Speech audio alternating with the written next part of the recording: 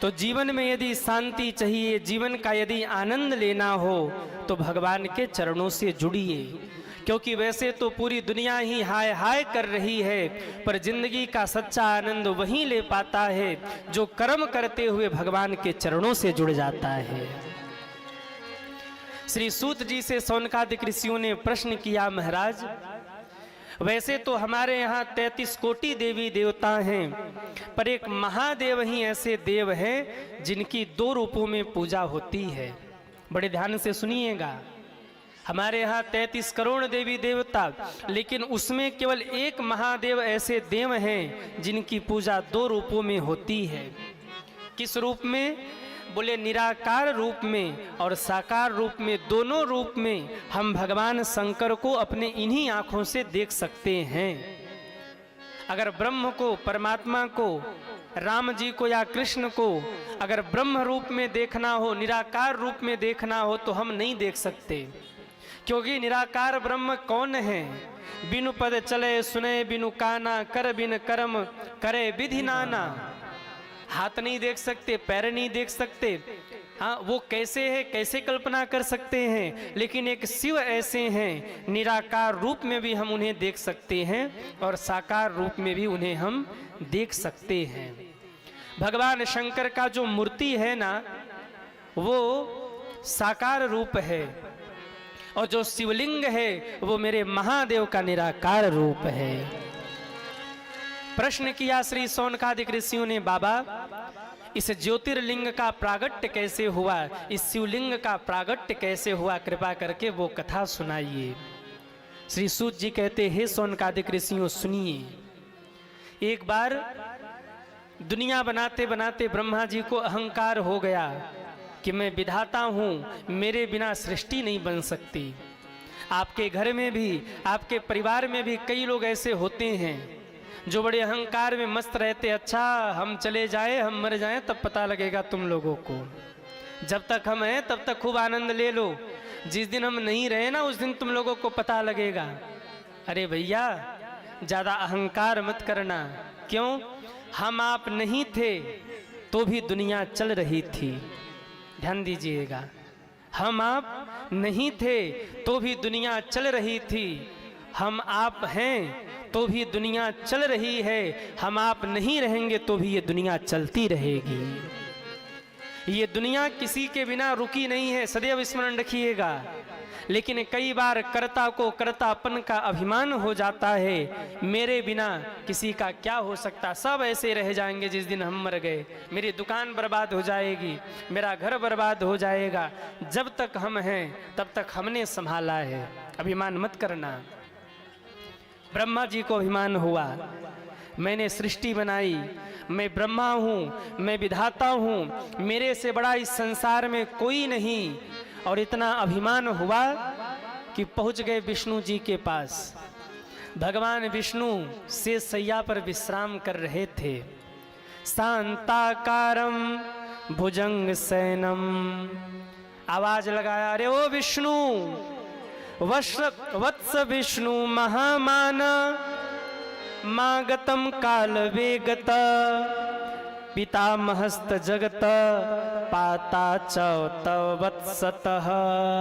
हे विष्णु उठो, मेरा स्वागत करो, मेरा पूजन करो, मैं धाता हूँ, मैं विधाता हूँ, मैं ब्रह्मा हूँ, मैं जगत पिता हूँ, मैं तुम्हारा भी पिता हूँ, उठो और मेरा स्वागत करो। भगवान विष्णु ने नेत्र खोला, कौन चिल्ला रहा? देखा तो ब्रह्मा जी चिल्ला रहे थे, उठो विष्णु मेरा स्वागत करो, मैं धाता हूँ, मैं विधाता हूँ, मैं ब्रह्मा हूँ, मैंने तुम्हें बनाया, उठो मेरा स्वागत करो। भगवान विष्णु ने मन ही मन सोचा, बुढ़ऊ बाबा का दिमाग सनक गया है। भगवान विष्णु ने कहा, ब्रह्मा जी आपको क्या हो गया? आपने हमें बनाया कि हमने आपको बनाया? कहा नहीं, मैंने सृष्टि को बनाया, मैंने पूरी दुनिया को बनाया, जगत का माई बाप मैं ही हूँ। भगवान मुस्कुराए, कहा ब्रह्मा जी आप मेरे बेटे हो, आप मेरा स्वागत करोगे कि मैं आपका स्वागत करूँगा? ब्रह्मा जी ने कहा नहीं, मैं तो कमल पुत्र हूँ, मैं कमल से प्रकट हुआ हूँ, उठो मेरा स्वागत करो। भगवान विष्णु को क्रोध आया, आज बेटा बाप को ऐसे कहता है? कहा ब्रह्मा जी यदि आपका स्वागत नहीं किया तो ब्रह्मा जी ने कहा मैं आपसे युद्ध करूंगा। अच्छा, ब्रह्मा जी नहीं बोल रहे, आज ब्रह्मा जी को अभिमान हो गया कि मैंने सृष्टि बनाया, मैंने दुनिया की रचना की, मैं जगत का पिता हूं। और कई बार अच्छे अच्छों को अभिमान हो जाता है। जीवन में 3 चीज आए ना तो अभिमान आता है। क्या क्या? संपत्ति आए तो अभिमान आता है, सत्ता आए तो अभिमान आता है, और विद्वत्ता आए तो अभिमान आता है। ये 3 जब जीवन में आए तो अभिमान आता है। किसी के जीवन में बहुत धन आ जाए ना, अभिमान में अकड़ कर चलता है हमसे बड़ा कौन होगा। किसी के जीवन में सत्ता आ जाए, पद आ जाए, तो भी अभिमान में चलता है मेरे से बड़ा कौन है। और मैं कहूँ कई बार जब विद्वत्ता आ जाए ना तो विद्वत्ता का भी अभिमान हो जाता है। मुझसे बड़ा ज्ञानी कौन है, मैं बहुत बड़ा ज्ञानी हूँ, ये भी तो एक अभिमान है। हाँ, कई बार लोगों को अभिमान होता है, बड़े बड़े विद्वानों को अभिमान हो जाता है कि मैं ज्ञानी, मैं ब्रह्म को जानने वाला, मैं पढ़ा लिखा, ये भी एक अभिमान है। एक बार क्या हुआ, एक पंडित जी थे, कथावाचक, कथा करते थे। तो उनकी आदत थी जब वो कथा करने बैठते थे ना तो खैनी खा के बैठते थे मंच पर। हाँ, खैनी मतलब समझ रहे हैं ना। आजकल के कथावाचक भी बड़े बड़े आतंकवादी हो गए महाराज। जब तक कथा करेंगे तब तक कुर्ता धोती पहन के रहेंगे और मंच से उतरने के बाद पैंट शर्ट पहन लेंगे। हद हो गई कि पोस्ट कर दी हमारी कथा में इतने भक्त आए और भक्तों ने कथा का आनंद लिया। बच्चों ने आके दिखाया महाराज ये परसों की हम लोगों की कथा का देखिए कोई पोस्ट डाल दिया। हमने देखा, मैं तो खूब हंसा, वाह कथावाचक महोदय ये हाल। और कई कथावाचक खैनी खाते हैं। अब देखो किसी को बुरा लगे तो मुझे क्षमा करना। कई कथावाचक, अब क्या कहना, कथावाचक नहीं, कई ब्राह्मण पंडित जी बिठा दिया जप करने। अब किसी को बुरा लगे तो मुझे क्षमा करना, लेकिन मन में हो रहा कि बोल ही दूं, बोल दूं कि रहने दूं। अब वो जब चल रहा, त्रयंबकम यजामहे सुगंधिम पुष्टिवर्धनम उर्वारुकमिव वंदनाय मृत्युर्मुक्षि। हो गया कल्याण जजमान का, हो गया। अरे खुद तो जीवन में उतारो भाई, दूसरे को उपदेश करते हो, खुद जीवन में नहीं आपने उतारा। हाँ, मैं अपने हृदय की पीड़ा को कभी कभी ऐसे लोगों को देखूं तो बड़ा दुख होता है। केवल पंडित जी लोग ही नहीं, कई कथावाचक भी 24 घंटे झूठ बोलते रहेंगे, 24 घंटे उल्टी सीधी बात करते रहेंगे और मंच पे बड़े अच्छे बन करके बैठ जाएंगे। मैं तो कहता हूं यदि आप ऐसा कर रहे तो ये धोखा पब्लिक के साथ नहीं, ये धोखा अपने साथ कर रहे हैं। जिस दिन भगवान की डायरी खुलेगी एक एक का जवाब आपको देना पड़ेगा। मजाक बना दिया लोगों ने। तो वो कथावाचक जब मंच पे बैठते थे तंबाकू खा के बैठते थे। अभी हम लोग एक जगह कथा करने गए, बताया नहीं था, हम लोग पहुंचे वहां तो हम लोग लहसुन प्याज नहीं पाते। हमारे यहाँ 3 पीढ़ियों से पूज्य दादाजी ने नहीं पाया, पूज्य पिताजी ने नहीं पाया, और तीसरे पीढ़ी में हम और पूज्य दीदी जी कथा क्षेत्र में आए तो तीसरी पीढ़ी में हम लोग भी जन्म से लेकर महाराज एकदम दूसरी दिशा में मुड़ गए। दादाजी ने नहीं पाया, पिताजी ने नहीं पाया, तो हम लोगों ने भी नहीं पाया। जब वहाँ गए तो यजमान लोग नाश्ता बना कर ले आए तो लहसुन प्याज की गंध आ रही थी। तो मैंने कहा कि कुछ गड़बड़ है, पता करो जरा। तो पता लगा कि लहसुन प्याज उसमें पड़ा हुआ है। तो हमने पूछा कि क्यों, इसके पहले आपने कितनी बार कथा कराई? बोले महाराज 4 बार कथा करा चुके हैं। तो हमने कहा कि आपने कथा कराया तो आपको खबर नहीं कि कथावाचक आए तो कैसा भोजन करते हैं? कहा महाराज इसके पहले जो आए थे ना सब चकाचक लहसुन प्याज का तड़का लगा के खाते थे। मेरा सिर नीचे हो गया। मैं हृदय की पीड़ा आपसे कहूं, तुलसी माला लोग धारण करते हैं, कंठी धारण करते हैं, मंच में बैठकर उपदेश करते हैं और रूम में जाने के बाद लहसुन प्याज खाते हैं। कई कथावाचक रेस्टोरेंट में बैठकर खूब बढ़िया पाए रहे हैं और फेसबुक पर आप देख लो तो वाह चकाचक बड़े बड़े, आहा क्या कहना। कई लोगों को हम जानते हैं ऐसे लिस्ट में, बुराई नहीं कर रहा हूँ, हृदय की पीड़ा आपसे कह रहा हूँ। अपने जीवन में सुधार करने की जरूरत है। यदि आपने ब्राह्मण कुल में जन्म लिया है और उसके बाद आप धर्म के ध्वज को लेकर के चल रहे हैं, तो दूसरे की जिंदगी आप सुधारें, इसके पहले आप खुद सुधर जाइए, ताकि आपसे जुड़ने वाले का निश्चित ही कल्याण हो, उसका पतन न हो। मैं आपसे बताऊं, ये बच्चे जो हमारे साथ में लोग आए हैं, इनकी इच्छा हुई कि जुहू चपाटी क्या बोलते हैं, वो घूमना है, तो हमको भी ले गए। सकलदीप जी कहाँ गए, कहाँ बैठे? अच्छा चलो कहीं होंगे। हमको ले गए घुमाने, हम भी साथ में गए। वहां गाड़ी से जाके उतर तो गए, लेकिन 2 मिनट से ज्यादा हम वहां रुक नहीं पाए। सकलदीप जी ने पूछा, गुरुजी क्या हो गया? हमने कहा भागने का कहीं से रास्ता है यहाँ से? बोले क्यों? बोले हमारे लायक जगह नहीं है, ये जो मैंने पहन रखा है ना, इसके अनुरूप ये नहीं है। कोई मंदिर है? बोले हाँ बगल में एक वो राधा कृष्ण का कोई मंदिर, तो वहाँ ले गए। हम 1 घंटे तक वहाँ रहे और मुझे बड़ा आनंद मिला। और मैं उनसे रास्ते भर कहता रहा, जो वस्त्र मैंने पहना है बस जिंदगी भर इसी वस्त्र की लाज मुझे रखनी, इससे ज़्यादा कुछ और नहीं। और कथावाचक ब्राह्मण संत जो भी इस वेश में है, जो कथा कर रहे हैं या जो दूसरों को उपदेश कर रहे हैं, जो वस्त्र उन्होंने धारण किया, जो तिलक उन्होंने धारण किया, जो तुलसी माला वो धारण करते हैं, अगर उसकी भी लाज रख लेंगे तो उनका भी कल्याण हो जाएगा और जुड़ने वाले श्रोताओं और भक्तों का भी कल्याण हो जाएगा। यदि मैं बोल रहा हूँ, मैं कुछ नहीं, मैं तो हनुमान जी के चरणों का सेवक हूँ, पर मैं ये प्रयत्न करता हूँ कि जितना हो सके जीवन में उतारा जाए। उस योग्य तो नहीं, लेकिन एक जीवन में प्रयत्न है, हम जीवन में सुधरें ताकि जुड़ने वाले सभी भक्तों का कल्याण हो। तो वो पंडित जी खैनी खाते थे, और खैनी खा के जब मंच पे बैठे और कथा करे ना, तो पंडित जी के मुख से थूक निकलता था, व्यासपीठ पे पड़ता था, और वो व्यासपीठ पे जो भगवान रखे थे वो जूठे होते थे। कई बार श्रोता लोग भी बड़े चालाक होते हैं, कथा में बैठे बैठे 2 घंटे में 2-4 बार तो हो ही जाता है, हाँ?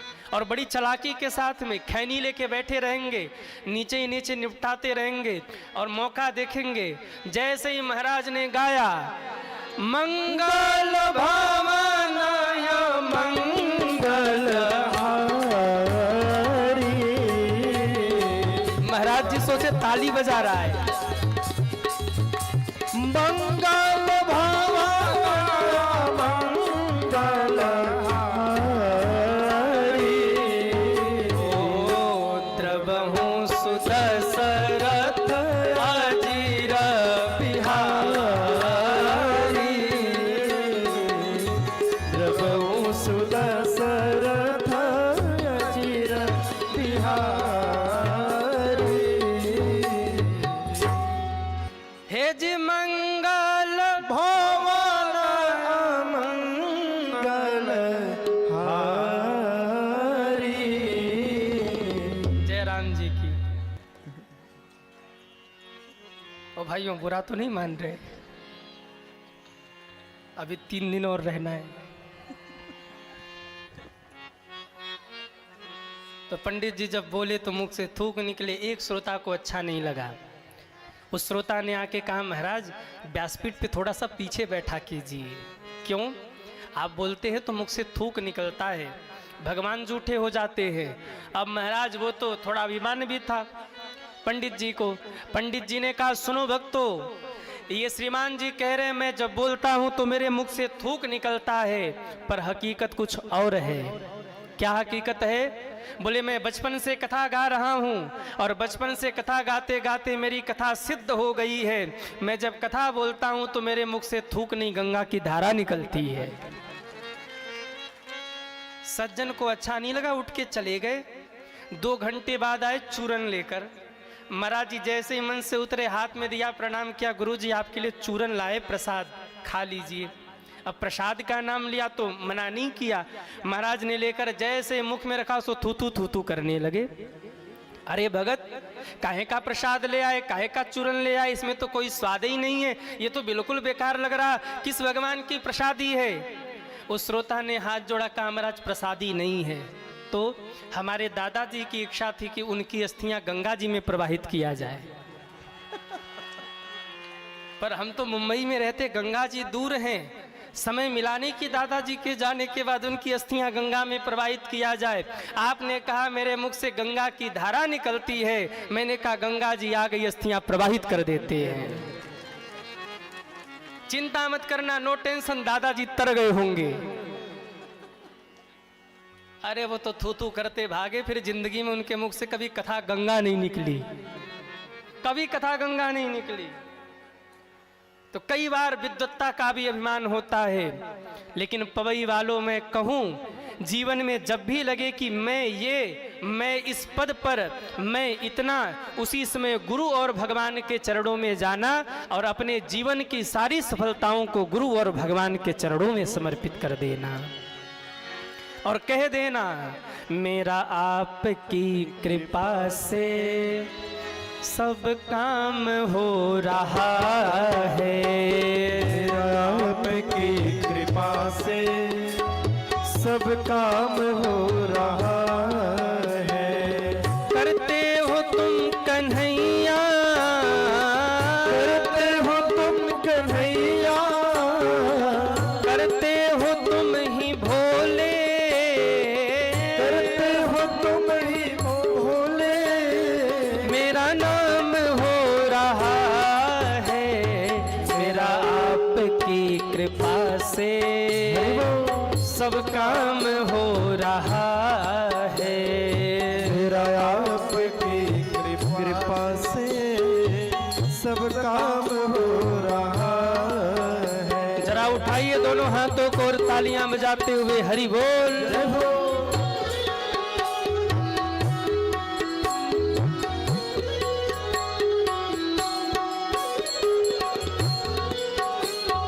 महादेव, हे महादेव,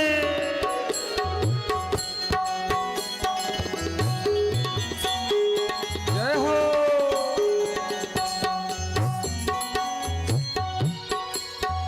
पतवार के बिना ही मेरी नाव चल रही है, पतवार के बिना ही नाव चल रही है, बिन मांगे है प्रभु जी हर चीज मिल रही है, बिन मांगे है प्रभु जी हर चीज मिल रही है।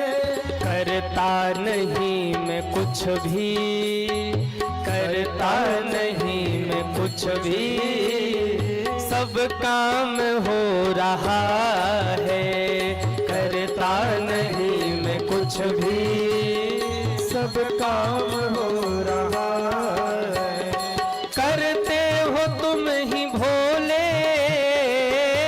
करते हो तुम ही भोले, मेरा नाम हो रहा है, मेरा आपकी कृपा से हे महादेव, काम हो रहा है, मेरा आपकी कृपा से सब काम हो रहा। सभी तालियां बजाते हुए हरि बोल। जय हो।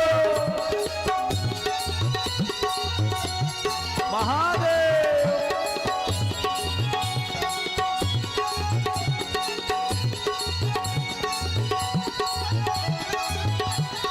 जय हो। हरि बोल।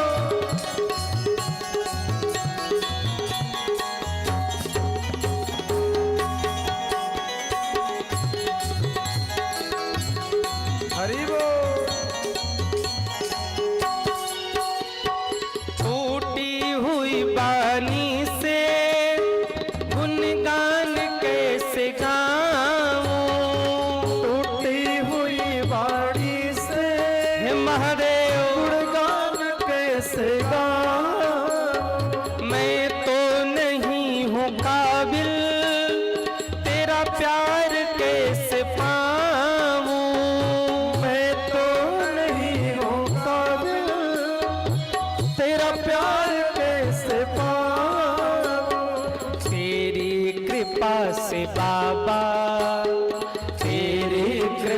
से बाबा सब काम हो रहा है तेरी कृपा से बाबा, सब काम हो रहा है। करते हो तुम ही भोले, मेरा नाम हो रहा है। करते हो तुम ही भोले, मेरा नाम हो रहा। दोनों हाथ ऊपर करके, मेरा आपकी कृपा से सब काम हो रहा है, मेरा आपकी कृपा से सब काम हो रहा है, मेरा आपकी कृपा से सब काम हो रहा है। करते हो तुम ही भोले, मेरा नाम हो रहा है। करते हो तुम ही भोले, मेरा नाम हो रहा है। मेरा आपकी कृपा से सब काम हो रहा है, मेरा आपकी कृपा से सब काम हो रहा है। अरे सब काम हो रहा है, अरे सब काम हो रहा है। करते हो तुम ही भोले, मेरा नाम हो रहा है। करते हो मेरा नाम। ये कथा चल रही तो किनकी कृपा से चल रही? वो जो मंदिर में बैठे हैं ना, कौन? पालेश्वर महादेव। बस उनकी रजामंदी थी कि काशी से एक ब्राह्मण आवे। कहाँ से आवे? काशी से। विश्वनाथ महादेव के चरणों से एक ब्राह्मण आवे और पहली बार पवई की धरती पे बैठकर शिव महापुराण की कथा गावे। वरना तो कथा है बहुत हुई। हाँ, जम के जरा एक बार। वरना कथाएं तो बहुत हुई, राम कथा भी हुई, भागवत कथा भी हुई। जय हो। वाह, बहुत बढ़िया। कथाएं तो बहुत हुई, राम कथा भी हुई, भागवत कथाएं भी हुई, लेकिन इस पवई की धरा धाम पर शिव महापुराण की कथा मेरे भाग्य में लिखी थी, मैं कर रहा हूं। और भाग्य विधाता तो वही है, लेकिन एक बार विधाता ब्रह्मा को यह अभिमान हुआ कि मैंने दुनिया बनाई, और जाकर विष्णु भगवान को ललकार दिया। भगवान विष्णु भी धनुष लेकर खड़े हो गए, सावधान ब्रह्मा। ब्रह्मा ने कहा सावधान विष्णु, और आज बाप बेटे दोनों भिड़ गए आपस में। एक के ऊपर, धनुष के ऊपर दिव्यास्त्र चढ़ा चढ़ाकर अनुसंधान होने लगा। सारे देवी देवता घबराए और महादेव की शरण में पहुंचे। बोलिए शंकर भगवान की जय हो, शंकर भगवान की जय हो। महादेव ने कहा क्या हो गया? कहा बाबा जल्दी कुछ करो, नहीं धरती पर प्रलय हो जाएगा। क्यों? सृष्टि को बनाने वाले और सृष्टि को चलाने वाले दोनों आपस में भिड़ गए हैं। किस बात के लिए? मैं बड़ा और मैं बड़ा। ध्यान देना मेरे भाई बहन, दुनिया भर में जितने भी झगड़े हैं वो इसीलिए हैं कि मैं बड़ा, मैं बड़ा, मैं बड़ा। भगवान शंकर ने कहा रुको, भी मैं देखता हूँ। ब्रह्मा विष्णु युद्ध कर रहे थे, उसी समय दोनों के बीच से धरती फट गई है और एक दिव्य ज्योति का प्रागट्य हो गया। बोलिए ज्योतिर्लिंग भगवान की जय हो। आकाशवाणी हो गई, दिव्य ज्योति सामने उपस्थित है। कहा विष्णु और ब्रह्मा लड़ो मत, जो कोई भी इस ज्योतिर्लिंग का, इस दिव्य ज्योति का और छोर पालेगा वही श्रेष्ठ माना जाएगा। विष्णु जी ने पूछा ब्रह्मा ऊपर जाओगे कि नीचे? ब्रह्मा जी को लगा अगर मैं कह दूं कि मैं नीचे जाऊंगा तो मैं छोटा माना जाऊंगा। ब्रह्मा जी ने कहा मैं हंस पे बैठता हूं और हंस ऊपर उड़ता है, इसलिए मैं ऊपर जाऊंगा। भगवान विष्णु मुस्कुराए मैं सूकर बना था और सूकर नीचे ही मुख मारता, इसलिए मैं नीचे जाऊंगा। दोनों चले, ब्रह्मा जी ऊपर चले और भगवान विष्णु नीचे चले।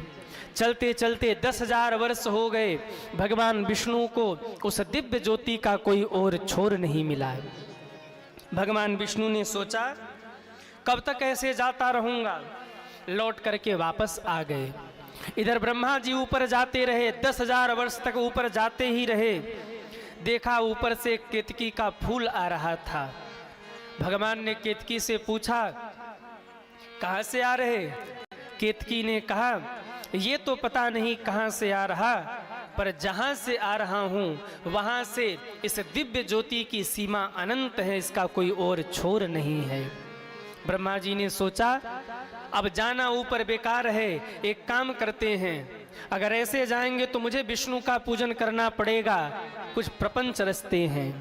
केतकी को कहा केतकी कहा तो तुम्हें मेरा एक काम करना होगा। क्या करना होगा? बोले मेरी ओर से चलकर झूठी गवाही देनी होगी कि ब्रह्मा ने इस दिव्य ज्योति का और छोर पा लिया है। कहा ठीक है चलिए। बगल में गौ माता थी, गौ माता को भी कहा माँ यदि आप भी इस झूठ में हमारी सहायता करेंगी तो हम आपको भी ऊंचा पद प्रदान करेंगे। ब्रह्मा जी लौट करके आए हैं। विष्णु जी ने पूछा, ब्रह्मा जी ने देखा विष्णु जी खड़े थे। ब्रह्मा जी ने पूछा क्यों विष्णु और छोर मिला? कहा नहीं भैया, 10,000 वर्ष तक नीचे गए कोई और छोर नहीं मिला, आपको और छोर मिला? ब्रह्मा जी ने कहा और छोर पाकर के ही यहाँ लौटा हूँ। कहा प्रमाण? कहा केतकी का फूल ये प्रमाण है और दूसरे गौ माता ये प्रमाण है। केतकी के फूल ने कहा हाँ विष्णु जी, ब्रह्मा जी हमें इस दिव्य ज्योति के शिखर से लेकर के आए हैं। और गौ माता ने भी कहा हाँ विष्णु जी, ब्रह्मा जी हमें इस दिव्य ज्योति के शिखर से लेकर के आए हैं। इतना शब्द सुना, भगवान विष्णु ने आरती के थाल को उठाया है और ज्यों पूजन करने के लिए आगे बढ़े हैं, उसी समय उस दिव्य ज्योति में से डमरू बजाते हुए महादेव प्रकट हो गए। बोलिए शंकर भगवान की जय हो। पार्वती पते हर हर महादेव। महादेव ने डमरू बजाया और डमरू बजा करके कहा रुक जाइए विष्णु जी, ब्रह्मा झूठ बोल रहे हैं। ब्रह्मा इस दिव्य ज्योति का कोई और छोर नहीं है, ये दिव्य ज्योति मैं ही हूँ, मैं ही दिव्य ज्योति के रूप में प्रकट हुआ और तुमने झूठ बोला है। इसलिए हे ब्रह्मा जाओ, मैं तुम्हें श्राप देता हूँ, आज के बाद दुनिया में कहीं भी तुम्हारी पूजा नहीं होगी, ये मेरा श्राप है। केतकी की ओर देखा, अरे केतकी तुमने भी झूठ बोला है और झूठ मुझे पसंद नहीं है, इसलिए केतकी मैं तुम्हें श्राप देता हूँ, मेरे ऊपर सारे पुष्प चढ़ाए जाएंगे लेकिन केवल एक केतकी का पुष्प नहीं चढ़ाया जाएगा। और गौ माता की ओर देखकर बोले गौ माता आप तो माँ थी, आपको झूठ बोलने की क्या जरूरत? अरे मेरा तो स्वरूप है, मेरा तो स्वभाव है, सत्यम शिवम सुंदरम, मुझे यदि प्रिय कुछ है तो वो सत्य प्रिय है। आपने भी झूठ बोला है, यद्यपि आप माँ हैं, आप माँ हैं, माँ को कुछ बोलना ठीक नहीं, लेकिन यदि आपने अपराध किया है तो दंड तो आपको ही मिलेगा। भगवान शंकर ने कहा हे गौ माता, जिस मुख से आपने झूठ बोला है मेरा श्राप है, आज के बाद आपका वो मुख अपवित्र माना जाएगा, ये मेरा श्राप है। 3 श्राप दिया, ब्रह्मा जी को श्राप दिया कि ब्रह्मा तुम्हारी पूजा कहीं नहीं होगी। केतकी को श्राप दिया, केतकी का पुष्प हमारे ऊपर नहीं चढ़ाया जाएगा, और आज भी केतकी का पुष्प महादेव के ऊपर नहीं चढ़ता। गौ माता को कहा आपका मुख अपवित्र माना जाएगा। मेरे भाई बहन, गौ माता का पूरा शरीर पवित्र है, गोबर और गौमूत्र भी पवित्र माना जाता है, लेकिन गौ माता का मुख अपवित्र माना जाता है। ऐसी मान्यता है, गौ माता जिस पात्र में मुख मार दे उसको धुल लेना चाहिए, उसमें माजा कर लेना चाहिए। क्योंकि उनका मुख अपवित्र है। जब गौदान करते हैं ना तो गैया की पूंछ पकड़ाते हैं क्योंकि मुख अपवित्र है। जब गौ पूजन करते हैं और देवी देवताओं का पूजन सामने से होता है, लेकिन जब गौ पूजन किया जाए तो पूंछ से पूजन प्रारंभ होता है क्योंकि गौ माता का मुख अपवित्र है। और इतना कहने के बाद भी भगवान शंकर का क्रोध शांत नहीं हुआ। बाबा ने त्रिशूल उठाया, ब्रह्मा की ओर दौड़े। और मैंने शास्त्रों में पढ़ा ब्रह्मा के पहले 5 मुख थे। भगवान शंकर ने त्रिशूल फेंक करके मारा है, एक जो मुख ऊपर था वो कट करके धरती पर गिर गया है। ब्रह्मा के 4 मुख हो गए। और जैसे इस दृश्य को देखा भगवान नारायण को दया आ गई। अरे ब्रह्मा के साथ अब गलत हो रहा है। भगवान नारायण आगे बढ़ गए और महादेव के चरणों को पकड़ लिया। बाबा, अपराध तो बच्चे ही करते हैं, यदि ब्रह्मा से अपराध हो गया इतना कठोर दंड ना दीजिए। ब्रह्मा जी ने देखा कि विष्णु जी ने चरण पकड़ लिया है तो ब्रह्मा जी ने भी भगवान महादेव के चरणों को पकड़ लिया और बोल पड़े, हे महादेव क्षमा करो, क्षमा करो, क्षमा करो। अरज सुनो हे भोले सरकार,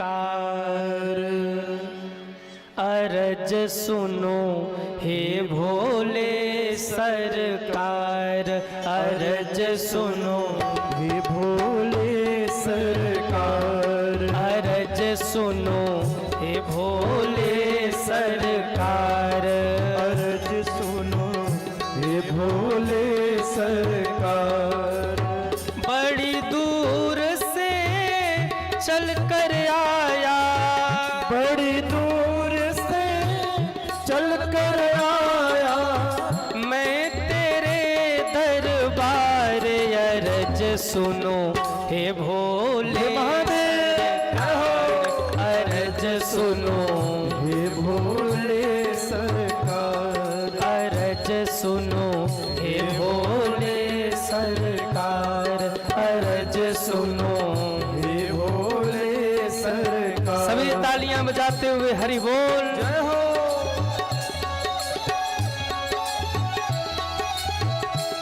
जय महादेव।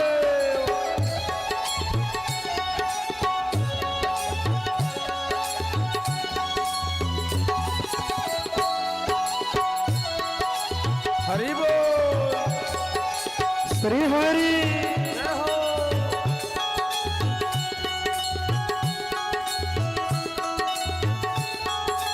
जय हो। आपके दर पे जो भी आता खाली हाथ वो कभी ना जाता। आपके दर पे जो भी आता खाली हाथ वो कभी न जाता। आपके दर पे जो भी आता खाली हाथ कभी ना जाता। आपके दर पे जो भी आता खाली हाथ कभी न जाता। हो बिन मांगे वो सब कुछ पाता। बिन मांगे वो सब कुछ पाता। चरणों में तेरे शीस झुकाता। चरणों में तेरे शीस झुकाता। चरणों में तेरे शीस झुकाता। चरणों में तेरे शीस झुकाता। ये सारा संसार अरज सुनो हे भोले सरकार। अरज सुनो हे भोले सरकार। अरज सुनो हे भोले सरकार। अरज सुनो हे भोले सरकार।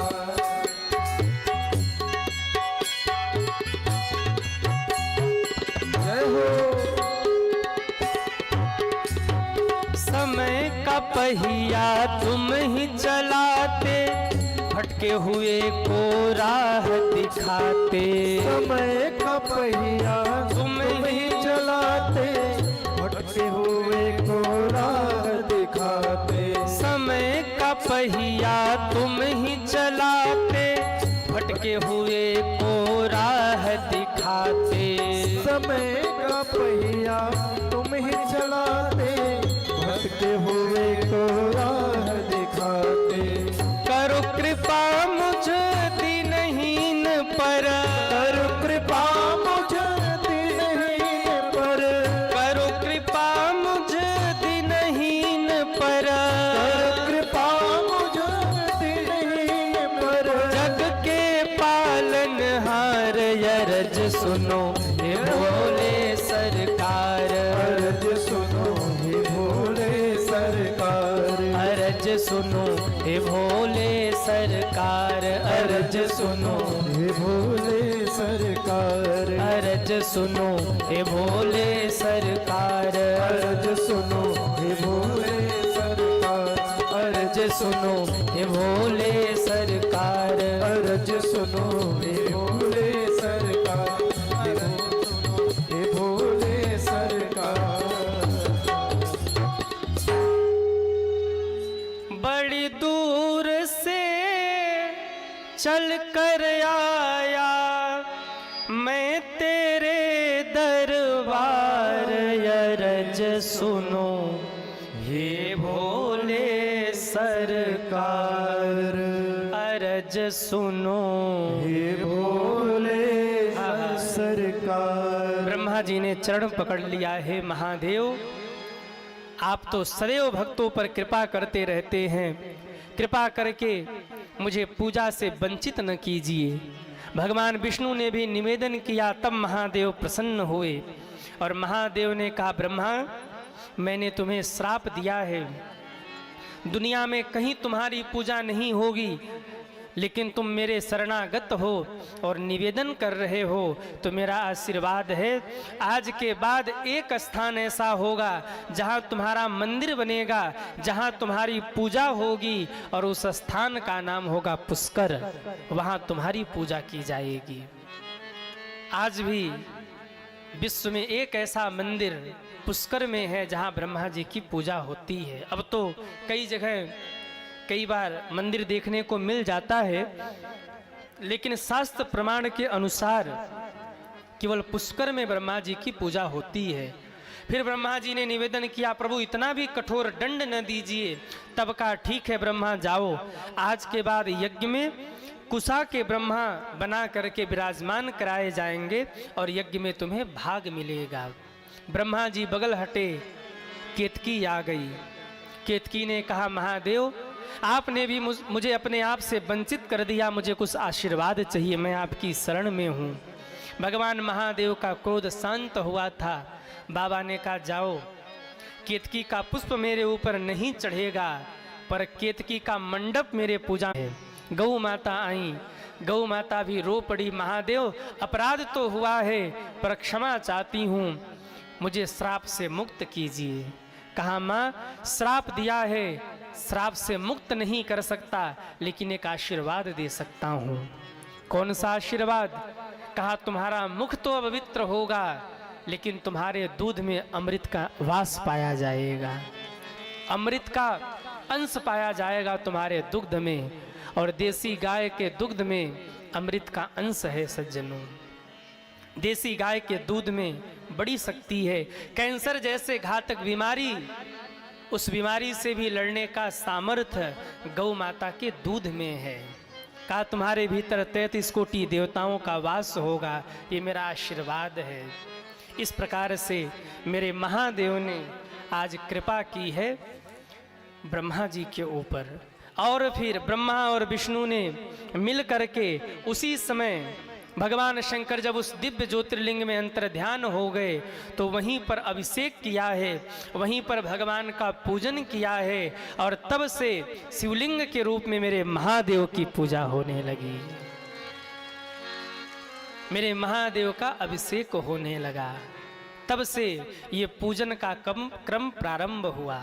और नमः शिवाय जो ये मंत्र है ना, नमः शिवाय, ये ब्रह्मा जी ने उच्चारण किया था और भगवान विष्णु, भगवान शंकर की यहाँ स्तुति की थी। तब से इस नमः शिवाय के जप की प्रथा संसार में चली है। एक बार सभी बोलिए नमः शिवाय, नमः शिवाय, नमः शिवाय। बोलिए शंकर भगवान की जय हो।